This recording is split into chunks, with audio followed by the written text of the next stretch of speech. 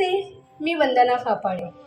काव्यरसिका या माझ्या यूट्यूब चॅनलमध्ये आपणा सर्वांचे सहर्ष स्वागत.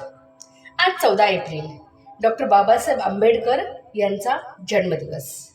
तर आज त्यांच्या जयंतीनिमित्त माझे काही विचार मी तुमच्यासमोर कवितेच्या माध्यमातून प्रस्तुत करणार आहे. तर ऐकूयात डॉक्टर बाबासाहेब आंबेडकरांना समजून घेताना. डॉक्टर बाबासाहेब आंबेडकरांच्या तत्वज्ञानाने प्रेरित होणं जेवढं सोपं आहे, डॉक्टर बाबासाहेब आंबेडकरांच्या तत्वज्ञानाने प्रेरित होणं जेवढं सोपं आहे, तेवढंच अवघड त्यांच्या विचारांचं आचरण करणं आहे. तेवढंच अवघड त्यांच्या विचारांचं आचरण करणं आहे. पहाटेच्या दवापेक्षाही निर्मळ चारित्र्याचा माणूस जेव्हा जाती व्यवस्थेच्या तडाख्यात तावून सुलाखून निघतो, तथाकथित समाज व्यवस्थेच्या प्रखर विरोधाने जो धगधगीत वाळवंटातही गुलमोहराप्रमाणे बहरतो, तो फक्त आणि फक्त बुद्धिमत्तेच्या जोरावर.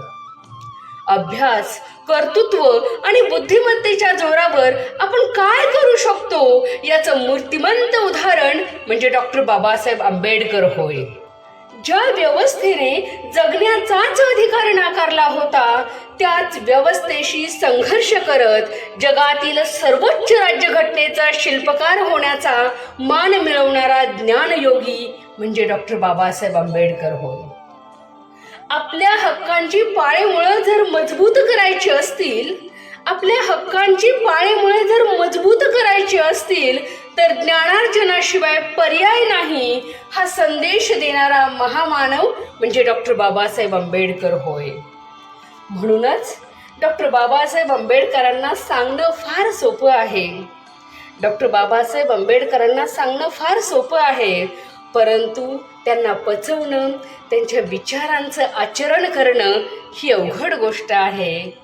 तर आज आपण संकल्प करूयात, बाबासाहेबांचे विचार समजून घेऊयात आणि त्यांच्या विचारांचं आचरण करूयात. धन्यवाद. जर तुम्हाला हा माझा व्हिडिओ आवडला असेल तर लाईक करा, शेअर करा, सबस्क्राईब करा आणि नवनवीन व्हिडिओ पाहत राहा आणि कमेंट बॉक्समध्ये आपल्या कमेंट द्या. थँक्यू.